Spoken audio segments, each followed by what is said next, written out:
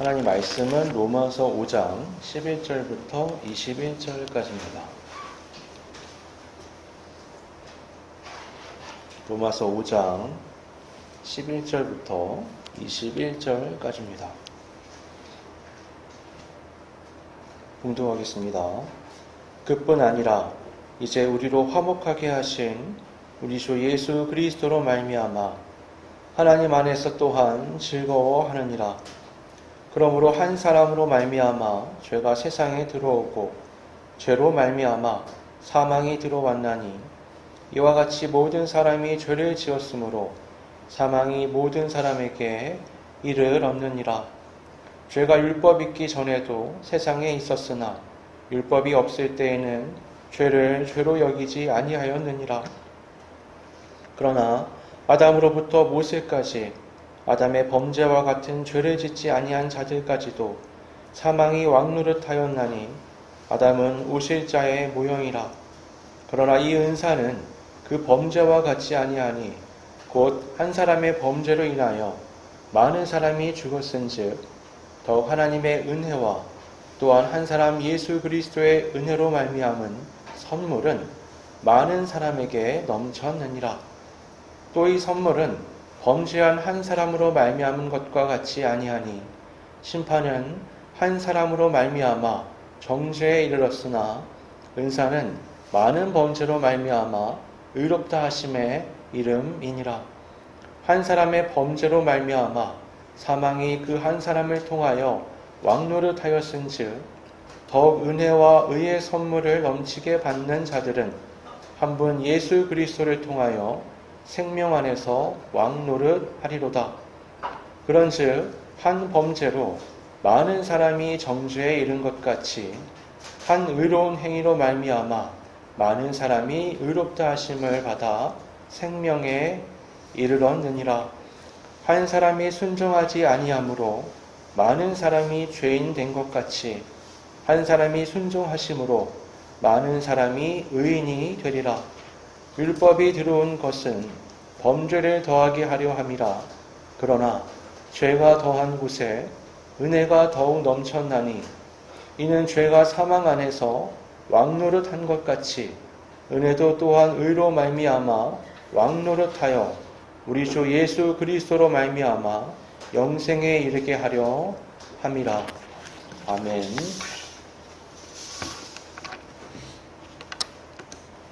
사랑하는 성도 여러분, 우리에게 기쁨이 굉장히 중요하죠. 그쵸? 기쁘려고 수많은 것들을 하잖아요. 오랫동안 시험을 준비했는데 잘 시험 성적이 좋았다. 안도의 기쁨을 가질 수 있고, 자녀가 건강하게 자라는 걸 보면 흐뭇한 기쁨을 가질 수도 있고, 우리가 원하는 팀이 원하는 성적을 내면 그것 또한 굉장한 기쁨을 갖죠. 네, 우리가 세상에서 느끼는 대부분의 기쁨은 공통점이 있는데 바로 조건에 묶여 있다는 겁니다. 어땠을 때 기쁠 수 있는 거죠. 그 조건이 사라지면 기쁨도 사라져 버립니다. 합격하고 조금 있으면 어때요? 다른 조건이 생겨나잖아요. 그쵸? 취업을 해야 한다는, 취업하면 또 어떻게 해요? 또 미래의 직장망과 결혼과 자녀 출산, 여러 가지가 계속해서 또 다른 조건들이 생겨납니다. 건강했던 몸이 병이 낫고 나면 어때요? 또 다른 병이 언제 생길 줄 모르죠. 수많은 기쁨을 얻을 수 있는 조건들이 생겨나지만 그 기쁨은 반대로 우리에게 슬픔의 조건도 될 수 있는 거예요. 성경에서 우리에게 말씀하는 즐거움, 기쁨의 조건이란 우리가 세상에서 경험하는 것과는 질적으로 다른 면이 있습니다. 성경에서 말씀하는 하나님께서 우리에게 주시는 기쁨이란 조건의 구애를 받지 않는 거예요. 상황에 압도되는 게 아니라 상황을 압도하는 기쁨이라고 할 수 있습니다. 이건 내가 무엇을 소유하거나 성취하거나 그런 것을 따른 기쁨이 아니라 하나님의 은혜 가운데 내가 아닌 다른 누군가가 한 행위에 대한 변하지 않는 그 행위에 뿌리를 두고 있는 기쁨이기 때문에 그렇습니다. 오늘 11절을 보면 우리가 지난주 나눴던 그 소망의 차원, 하나님 안에서 우리가 구원을 소망하는 것, 심지어 어려운 삶의 모든 상황 가운데서도 마치 닻이 하나님의 나라에 걸려서 우리가 아무리 흔들려도 꿈쩍하지 않는 것처럼 우리의 모든 소망이 하나님의 나라에 있다라는 것을 말씀했었는데, 오늘 본문은 거기서 한 걸음 더 나아가서 우리의 삶이 단지 미래에 대한 소망이 아니라 현재 이 자리에서 하나님의 놀라운 기쁨을 누릴 수 있다라고 말씀해요. 이렇게 말씀합니다. 11절에 그뿐 아니라 이제 우리로 화목하게 하신 우리 주 예수 그리스도로 말미암아 하나님 안에서 또한 즐거워하느니라. 여기서 이 즐거워한다가 바로 모든 상황, 조건을 압도하는 환희라고 말할 수 있습니다. 그러면 이렇게 생각해 볼 수 있죠. 대체 하나님께서 무엇을 하셨길래 우리가 그런 즐거움을 누릴 수 있는 건가? 그 근거는 무엇인가? 바울은 이 이야기를 하기 위해서 두 사람의 이야기를 합니다. 하나는 뭐냐? 왜 우리가 그런 즐거움을 느낄 수 없는 상황에 놓였었는가에 대한 얘기를 하고요. 또 한 사람의 얘기를 통해서는 그런데 어떻게 이제 우리는 그 기쁨에 들어갈 수 있는, 기쁨의 삶을 살 수 있는 자격을 얻게 되었는가에 대한 얘기를 합니다. 이제 하나는 아담에 대한 거고요. 하나는 예수님에 대한 겁니다. 흥미로운 건 이 아담에 대한 건 둘 다 현재의 내 삶에 영향을 주는 건데, 하나는 과거로부터 온 왕국의 영향이고요. 하나는 미래로부터 온 왕국의 영향이라고 말할 수 있습니다. 아담은 우리가 알다시피 과거의 사람이잖아요. 최초의 사람. 옛날에는 그런 오해들을 하셨어요. 아담이 갈비뼈 하나를 빼서 하와를 만들었잖아요. 그래서 어린 아이들 중에는 그래서 남자는 갈비뼈가 하나 없는 게 아닌가라고 생각하는 사람도 있었죠. 근데 건강검진을 했더니 갈비뼈가 여자하고 똑같은 거예요. 왜 그렇게 착각을 하냐면 아담이랑 나랑 너무 확 연결을 하는 거예요. 그런 생각은 좋지만 그런 식으로 하면은 뭐 끝이 없죠. 아버지가 어디가 아프면 아들도 어디가 아파야 되고, 아버지가 어디가 붉으면 아들도 붉고가 되는 그런 식으로 생각을 하는데 그렇진 않습니다. 아담이 갖는 대표성이라는 게 있어요. 본문에서는 바울이 뭐라고 얘기하냐면 아담이 오실 메시아의 표상이라고 얘기합니다. 그러니까 예수님을 예표하는 여러 사람들이 있었어요, 구약에. 예를 들면 아브라함이라든가 요셉이라든가 모세라든가 몇몇 사람들이 있는데, 이제 아벨이라든가 아담도 예수님을 예표하는 대표적 인물 중에 한 명이었습니다. 이 사람은 뭔가를 잘해서 예표하는 면이 있느냐? 그게 아니고요. 인류를 대표해서 인류 전체에게 절대적 영향을 끼쳤다는 면에서 예표하는 인물인 거예요. 아담은 하나님 앞에서 범죄했죠. 성경에서 말하는 죄는 뭐냐? 관역에서 빗나가는 거예요. 관역을 놓고 총을 쏩니다. 총을 쏘면 어떻게 해요? 총이 쭉 날아가서 관역에 딱 맞아야 되죠. 근데 총을 쏘는데 관역에서 자꾸 빗나가는 거예요. 성경은 이걸 말해서 죄라고 말합니다. 사람이 사람답게 삶을 살아가야 할 어떤 방향성이 있어요. 거기서 빗나가는 겁니다. 왜 빗나가냐? 나는 그게 옳다고 생각하거든요. 오늘날을 포스트 모던 시대라고 하죠. 포스트 모던이라는 건 모던 다음 시대라는 얘기예요. 그럼 모던 시대는 대체 뭐였냐? 정형화된 시대. 뭔가 정해진 시대. 그때는 조금 오늘날로 보면 답답한 면이 있어요. 뭐 먹을래? 그러면 대충 뭐라고 얘기하냐면 짜장 아니면 짬뽕. 요즘은 뭐 먹을래? 왜 그렇게 얘기하냐면 왠지 그래야 될 것 같은 거예요. 흑 아니면 백, 왼쪽 아니면 오른쪽, 그런 식의 사고를 하던데 오늘날은 어때요?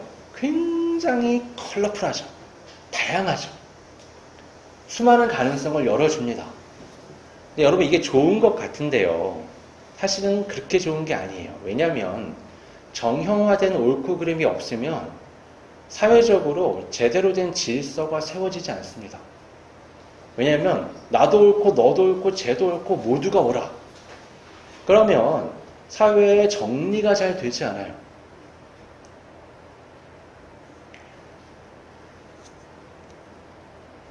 아담의 시대는요, 하나님께서 정해놓은 옳고 그름을 충분히 쫓아갈 수 있는 시대였어요.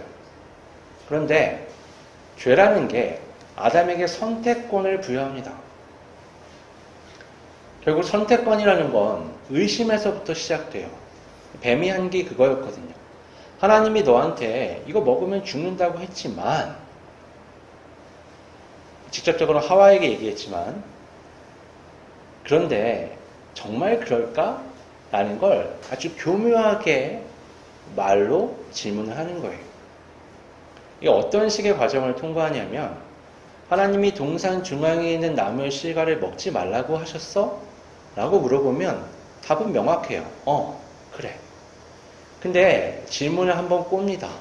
하나님께서 동산에 있는 모든 나무의 실과를 먹지 말라고 하셨어? 그거 진짜야? 그러면 이제 생각을 한번 더 해야 되잖아요. 아니, 그게 아니라 말이 길어집니다. 모든 나무의 실과는 먹어도 된다고 하셨는데 중앙에 있는 나무의 실과는 먹으면 죽을 수도 있다고 하셨어.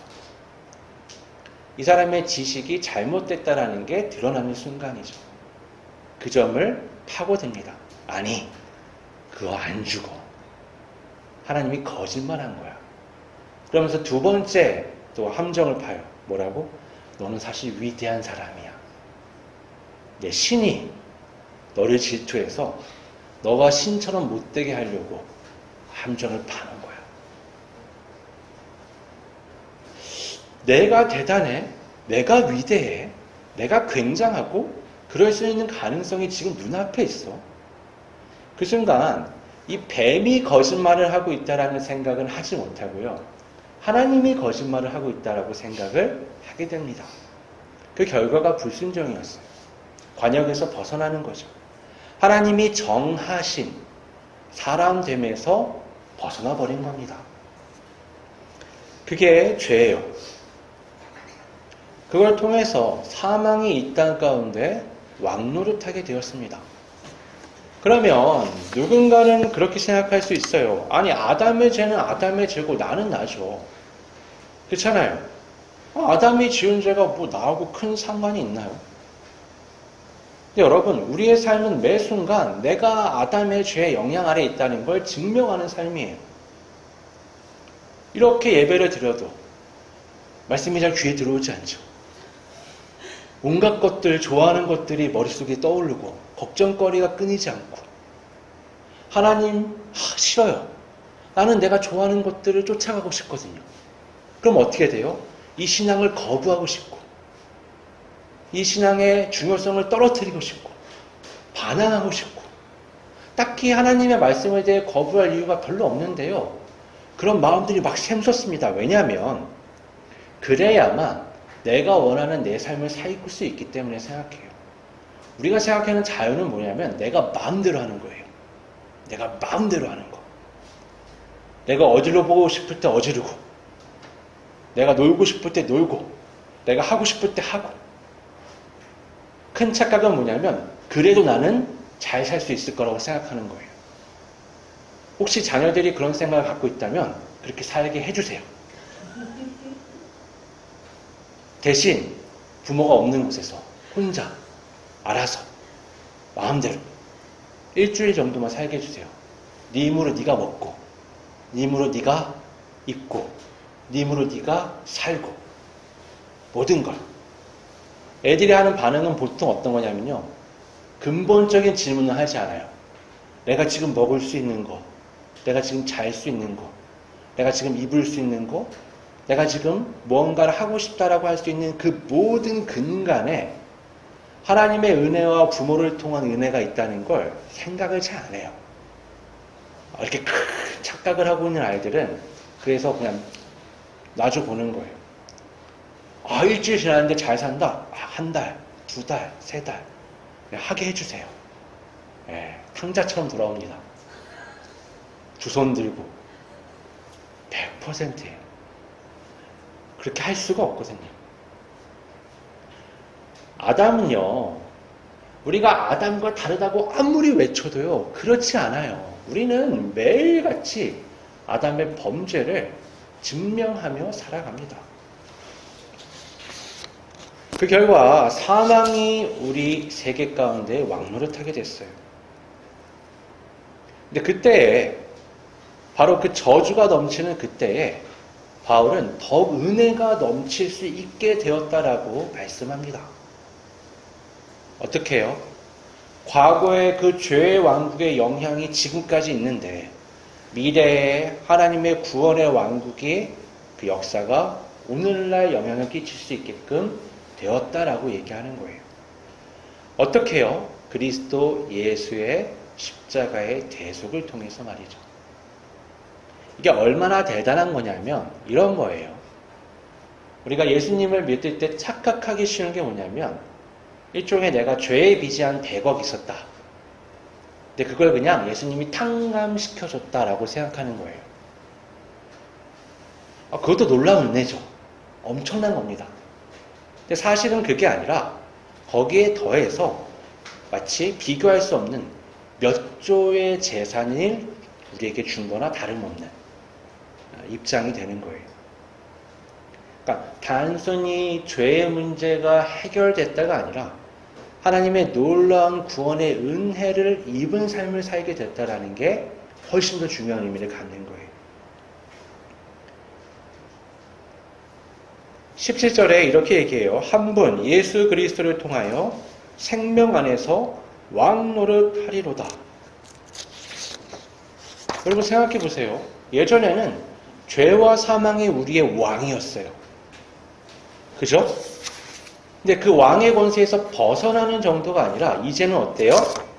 내가 왕노릇하는 겁니다. 생명 안에서. 자, 여러분 보세요.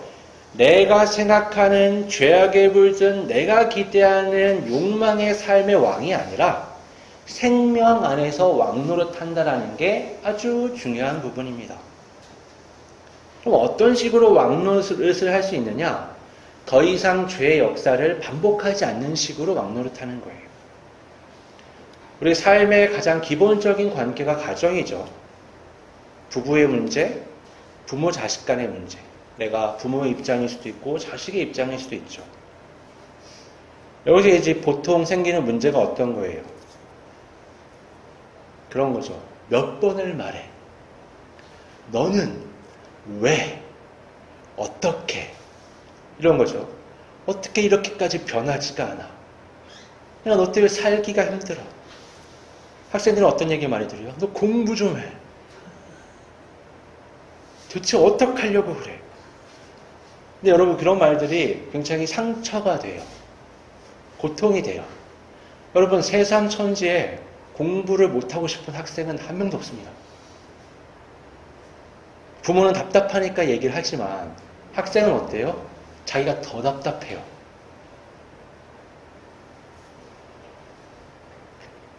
그러니까 여러분 다른 식으로 이걸 접근해야 돼요. 이 세상의 논리 안에선 욕망의 성취를 위한 세상의 그 상식과 길의 논리를 따라서 그런 말들을 자꾸 하게 돼요. 근데 생명의 영역 안에서는 다른 말을 해야 하는 겁니다. 우리 가족 구성원은 연약하지만 나조차도 연약하고 내가 그리스도 예수의 은혜 안에 살기 때문에 그 은혜로 나도 내 가족을 살게 해야지. 나는 더 이상 비난의 노예가 아니라 나는 사랑의 왕이다. 이렇게 생각하는 겁니다. 자녀 때문에 속상할 때 이런 생각을 하는 거예요. 그러니까 한국이 특히 그런데요. 자꾸 자녀를 내 자랑의 도구로 삼으려고 그래요. 그거를 하면 안 됩니다. 그걸 하면 안 돼요. 왜 주로 나오냐면요. 남이 자식 자랑하면 나도 열받아서 그게 막 나오거든요. 근데 그냥 냅두세요. 그거는 죄에 물든 세상 방식이에요. 자녀를 나의 성공의 증명의 도구로 삼으면 안 돼요. 그 아이의 삶은 그 아이의 삶이고 나의 삶은 나의 삶이죠. 이 아이는 하나님께서 나에게 맡기신 인격체예요. 그럼 내가 소중히 다뤄야죠. 아름답게 다뤄야죠. 보배니까. 이 아이가 하나님 왕국의 왕자로서 또는 공주로서 잘 자랄 수 있게 역할을 하는 게 이쪽에 보모로서 나의 역할인 거예요. 이 아이를 내가 소유했다라는 식의 개념을 갖게 되면 지배하려고 하고요. 통제하려고 하고요. 조종하려고 합니다. 그건 벗어버려야 돼요.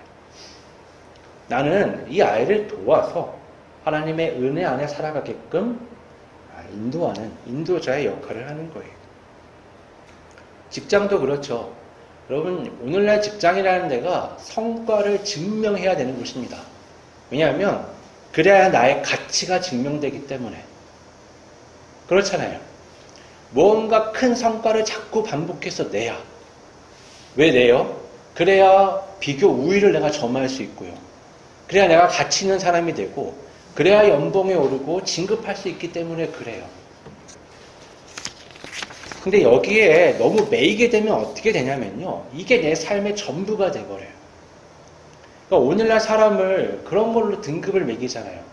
어느 기업에 취직했는가? 연봉이 얼마인가? 무슨 일을 하는가? 어디에 살고 있는가? 돈이 얼마를 갖고 있는가? 이게 다 비교 우위를 점하려는 그런 데서부터 오는 거예요. 문제는 그렇게 비교해서 절대 행복해질 수 없다는 거예요. 여러분, 오늘날 나오는 이슈 중에 하나가 그거예요. 인스타그램이 대한민국 평균을 올려버렸대요. 너무 많이. 실제 대한민국 평균은 2, 300 정도 받는 건데 인스타그램 보면 어때요? 평균이 5, 600 받는 것처럼 돼 있어요. 맘카페들 가면 어때요? 엄마들이 막 우리 남편이 700을 갖다 줘요. 여러분 700을 그냥 연봉만으로도 월급이 700 되려면 1억이 훨씬 넘어야 돼요. 대한민국의 0.0 몇 % 되겠죠. 실제 700을 받는 와이프가 있겠죠. 얼마나 되겠어요. 근데 통장 잔고 깔 수 없으니까 너도 나도 어때요? 뻥치는 거예요. 700 받아요. 나도 받아요. 왜 그러는 거예요? 비교해서 우위를 점해야 내가 행복할 수 있는 거예요. 그게 무슨 행복이에요? 그게 무슨 만족이에요? 하나님께서 왜 예수 그리스도를 통해서 놀라운 미래의 유산을 우리에게 약속하셨느냐? 이 땅의 것들로는 채울 수 없는 놀라운 은혜를 경험하며 살라고 주신 거예요. 여러분, 광야길을 걸어가는데 목표가 있는 거예요. 내가 일주일 정도 이 광야길을 걸어가고 나면 저기 내가 그렇게 기대하던 땅이 있고 먹을 게 있고 쉴 곳이 있다. 걸어가겠죠. 근데 이스라엘 백성들은 어땠어요? 실패한 거예요. 여러분, 실제 가나안 땅까지 40일 정도도 안 걸려요. 그리고 실제 갔어요. 갔는데 어때요? 믿음이 없으니까 돌아오잖아요. 두려워하면서. 그리고 맨날 하는 말이 뭐예요? 애굽으로 돌아가고 싶어요. 여러분, 그 본성을 벗어버리고 젖과 꿀이 흐르는 땅에 하나님의 약속을 바라보며 믿음으로 살아가는 거, 말은 되게 쉬운 것 같지만 이건 믿음이 필요한 겁니다. 여러분, 과거로부터 이어져 오던 그 죄와 사망의 나라는 익숙해요. 늘 그렇게 살았거든요. 그런데 젖과 꿀이 흐르는 하나님이 인도하시는 그 구원의 하나님의 나라는 최종적으로 미래의 완성이 됩니다. 그게 그리스도 예수를 통해서 현재에 침투를 했고 우리에게 주어졌고 우리에게 이미 역사했어요. 아직 완성되진 않았죠. 그래서 우리는 뭐가 필요하냐면 믿음이 필요한 겁니다. 그럼 어때요, 여러분?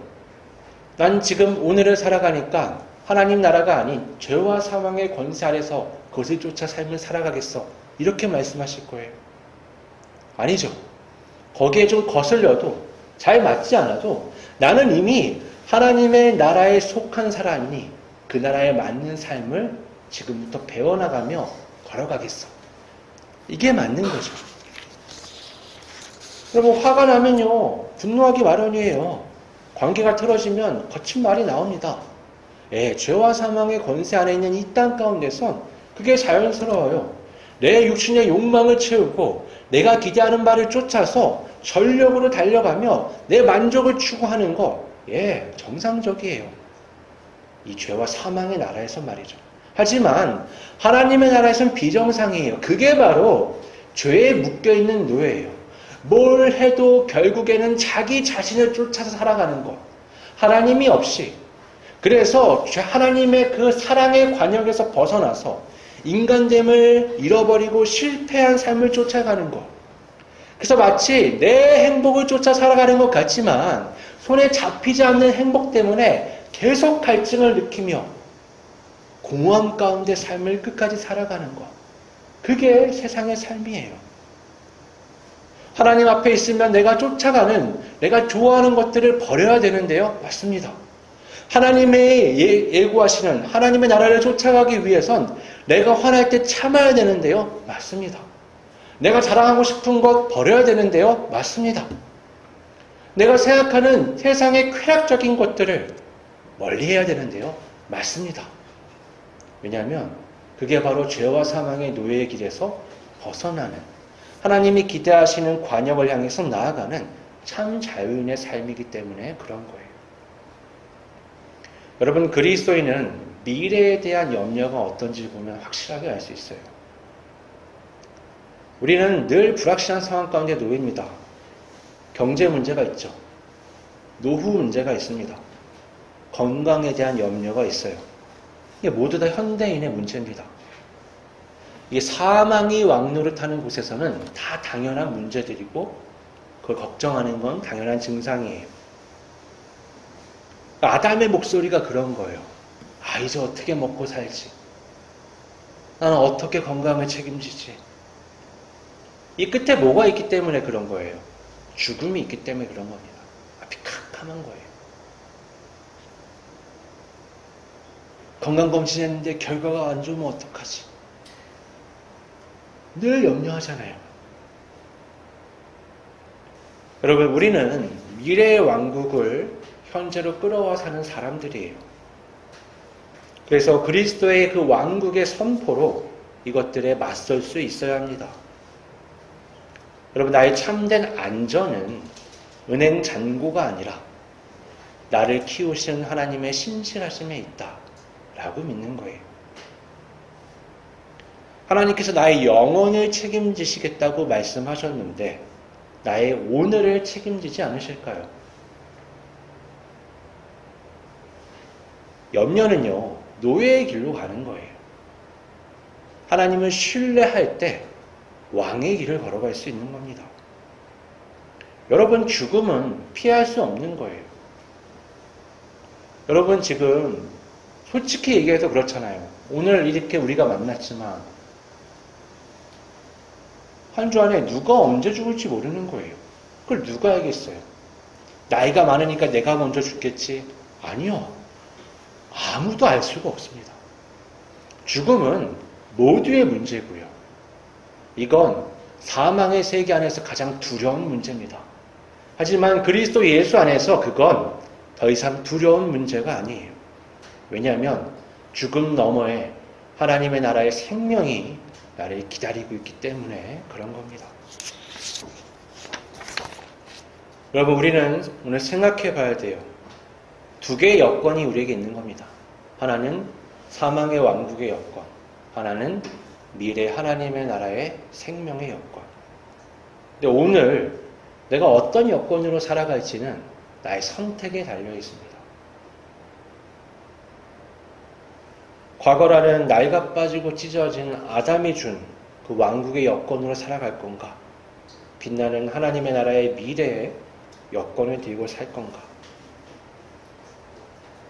무엇으로 나의 나됨을 증명하고 살 것인지, 그건 바로 우리 각자의 몫입니다. 사망의 백성이 아니라 생명 안에서 왕 노릇하는 우리 모두가 되기를 바랍니다. 아버지 하나님, 움켜쥐면 사라지고 돈 벌려 내어주면 넘쳐 흐르는 하나님 나라, 하나님의 세계의 놀라운 섭리를 깨달아 알 수 있도록 인도하여 주시옵소서. 우리의 지난 인류의 역사가 그것을 증명하며 사람의 모든 이기가, 모든 생명의 파괴, 결국에 자신의 파괴로 이어짐을 우리는 목격하였습니다. 이제 다시 나부터 그리스도 예수를 닮은 사람으로 내어주는 생명을 통해 사람들을 살릴 뿐만 아니라 나를 살리는, 사람들을 충족시킬 뿐만 아니라 내가 충족되는 하나님 나라의 온전한 방식으로 하나님의 인도하심을 따르는 생명의 길, 생명의 왕의 삶을 살 수 있도록 이끌어 주시옵소서. 거룩하신 예수님의 이름으로 기도드립니다. 아멘.